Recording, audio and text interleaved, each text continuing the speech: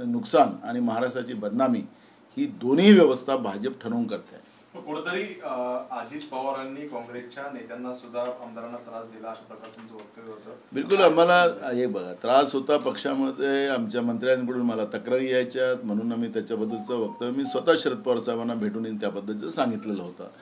ही जेव्हा सरकार असतं तर या पद्धतीची प्रक्रिया चालत असते.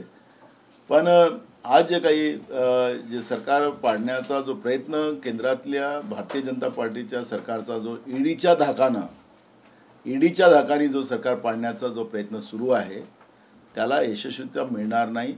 राज्यात महाविकासाचं आघाडी सरकारच राहणार हा अजूनही माझा दावा आहे. कुठेतरी ही सगळी घटना घडलेली आहे याच्यामागं अजित पवारांचं कुठेतरी कारण असू शकतं. काही नाही, मी तुम्हाला तेच सांगतोय की ह्या मागच्या सरकारचा मुद्दावर आठवण करून दिली की त्यावेळेस शिवसेनेचे मंत्री राजीनामा घेऊन खिशात फिरत होते. हे चालत राहणारी प्रक्रिया आहे. 5 वर्ष सरकार चाललंच ना मागचं. त्यामुळे हे याच सरकारमध्ये घडलं असं काही आव कोणी आणायचा प्रयत्न करायचं गरज नाही. पण संजय राऊतांनी ज्या प्रकारे म्हटल्याप्रमाणे जर शिवसेना आमदार मुंबईत आले आणि जर बैठक झाली, जर महाविकास आघाडीतून शिवसेना पडली तर काँग्रेसची भूमिका काय असणार आहे? आम्हाला लोकांनी महाराष्ट्रामध्ये 2019 जो मॅन्डेट दिला तो विरोधी पक्षामध्ये बसायचा दिलेला आहे आणि त्याच्यासाठी आम्ही तयार आहोत. त्याच्यामुळे आम्हाला तो काही भाग नाही, आम्हाला त्याची कुठली काळजी पण नाही. 5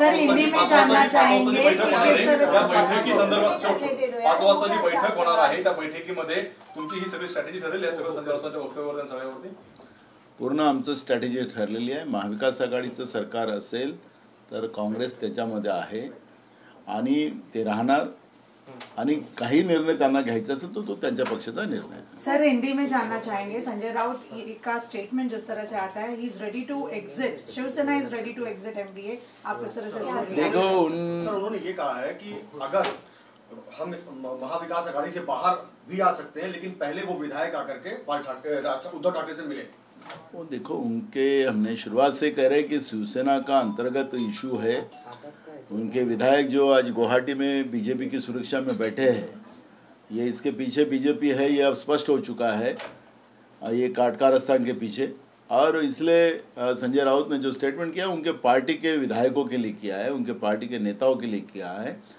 हमें उनके इस पचड़े में पड़ने की कोई ज़रूरत नहीं है. हम महाविकास आघाड़ी की सरकार में शामिल है. अगर शिवसेना कोई अलग निर्णय लेता है तो उनका अधिकार है, उसमें हम लोगों को कोई विरोध करने की जरूरत नहीं. कांग्रेस का कांग्रेस को लोगों ने अपोजिशन में बैठने का मैंडेट दिया था. हमने उसकी तैयारी भी कर लिया, वो मानसिकता भी बना ली है. हमारे राज्य की जनता के लिए हमें काम करना है और वो हम करेंगे. लेकिन जिस तरह से अंधेरे की सरकार गिरने के बाद, क्योंकि बीजेपी ने जिस तरह से आधी रात को राष्ट्रपति राजवट को मुक्त किया, हेड को सरकार बनाई, जो अंधेरे में जो कलंक जो डेमोक्रेसी में सबसे लगाया गया बीजेपी ने, वो तो सब दुनिया ने देखा है.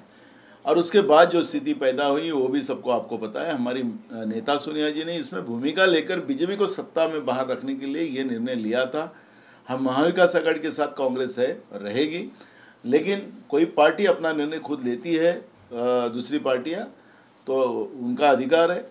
हमें सिर्फ इतना ही है कि हम लोगों के इश्यूज के लिए लड़ते रहेंगे, उनको न्याय दिलाते रहेंगे और वो हमारी जवाबदारी. सर अपोजिशन में वो कह रहे हैं हम ये छोड़ सकते हैं. हमने कहा ना, उनके निर्णय वो ले सकते हैं, हमारे पार्टी के निर्णय हम ले सकते हैं. लेकिन हमारी नेता सोनिया जी ने जिस तरह से जो निर्णय उस समय लिया था, वो विपरीत परिस्थिति में लिया था, उस निर्णय में हम अभी भी कायम हैं.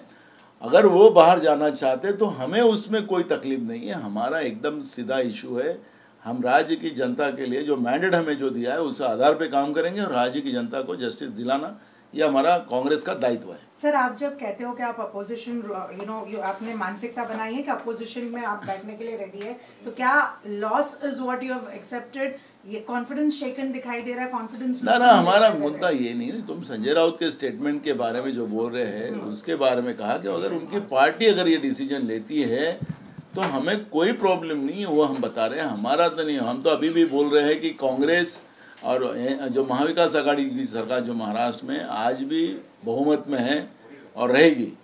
अगर वो खुद अगर इस तरह का बयान करते हैं और कुछ होता है तो हमें कोई तकलीफ नहीं, वो हमारा कहना। सर रेबेल ग्रुप जो फॉर्म हुआ है उनके कई कंसर्न्स और कंप्लेंट्स थे, ये कंप्लेंट्स सिर्फ शिवसेना के एमएलएस के थ्रू नहीं आ रहे हैं, कांग्रेस के भी एमएलएस आपके पास ऐसे कंप्लेंट्स लेकर आए थे, फिर क्यों ना हो रेवेन्यू डिपार्टमेंट हो या क्यों ना वो overshadowing of NCP to other parties हो।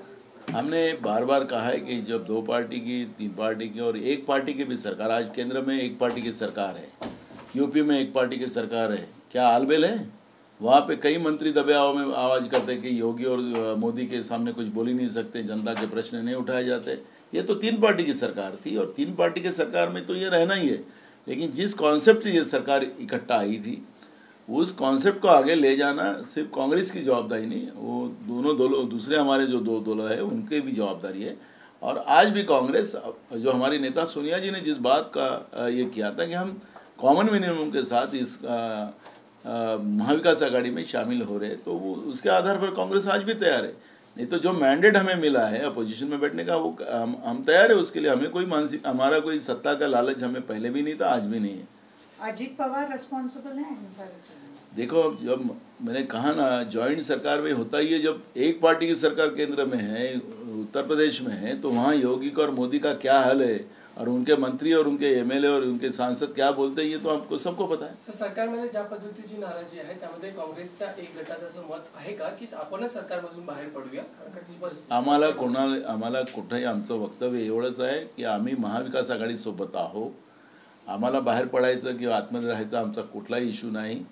ज्या दिवशी ज्यांच्या नेतृत्वात महाविकास आघाडी तयार झालेली आहे, मग शरद पवारजी असतील, उद्धवजी असतील, आमच्या नेत्या सोनियाजींनी जे काही जाहीरपणे सांगितलं की आम्ही महाराष्ट्राच्या जनतेसाठी आणि भाजपला सत्तेतून दूर ठेवण्यासाठी या सत्तेत सामील झालेलो आहोत।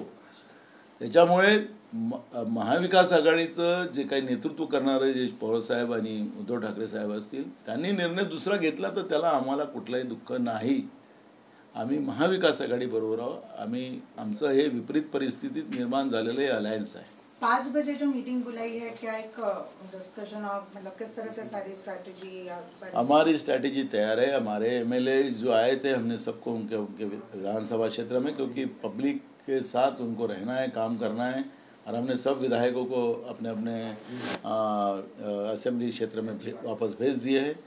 और हम कॉन्फिडेंट है सरकार नहीं गिरेगी, ये हमारा विश्वास। एक शेवटचा प्रश्न, संजय राऊत ज्या पद्धतीने पुन्हा प्रश्न यासाठी येतो, जर ते म्हणतात की तुम्ही सोबत या, समोर या, आपण चर्चा करू महाविकास, ते त्यांच्या पक्षाच्या अंतर्गतले प्रश्न आहेत, त्याच्यामध्ये ते काही आम्हाला आव्हान नाही करत आहेत। आमचं त्यांचं आमच्या काही मतभेद नाही, त्यांच्या पक्षाचं आहे ते पक्षातल्या त्यांनी काय सांगावं, त्यांनी काय बोलवावं, तो त्यांचा अधिकार आहे। त्यामुळे ते आपल्या पक्षातल्या आमदारांना आणि त्यांच्या नेत्यांना आव्हान करताय, बसून बोलूया, तर त्यांना बोलू द्या ना, त्यांच्या पद्धतीने बोलू द्या, त्यांचा निर्णय त्यांना तर घेऊ द्या। तो आम्ही राष्ट्रवादी काँग्रेसवाले काय कशाला घेणार?